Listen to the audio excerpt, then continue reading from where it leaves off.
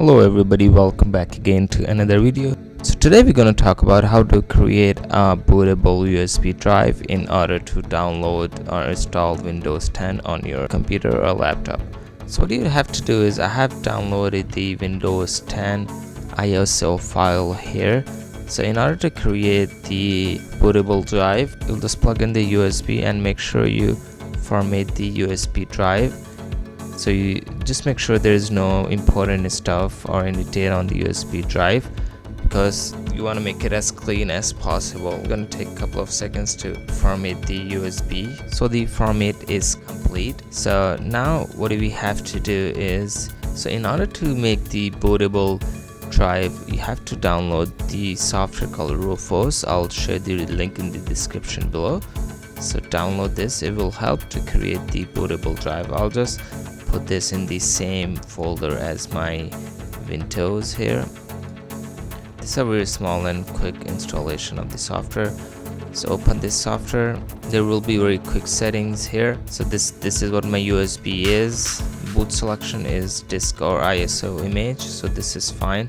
So this is where you select the Windows. So that's where I had my Windows ISO file installed here. Select that, and that's it. Don't touch anything else. The file system, make sure it's NTFS, and that's all. And if you're worried about the partition scheme, what you have to do is go to disk and format hard disk partition. That's where it will tell you what the partition on the drive is.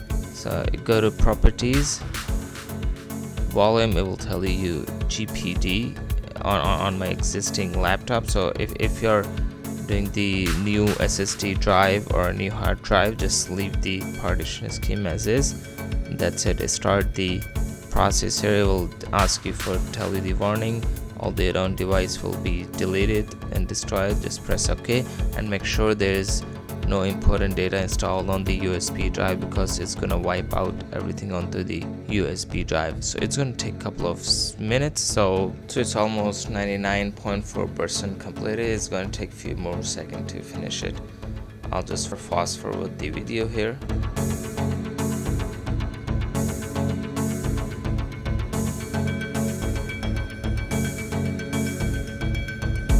So it's 100% completed, as you guys can see. And let's just make sure the bootable drive is created. I'll just go to the file explorer and look at the USB. That was my USB. So as you guys can see, the bootable drive is created. So that was it for today, guys. I hope you guys liked this video. If you did, please give this video a thumbs up, and I'll catch you guys later.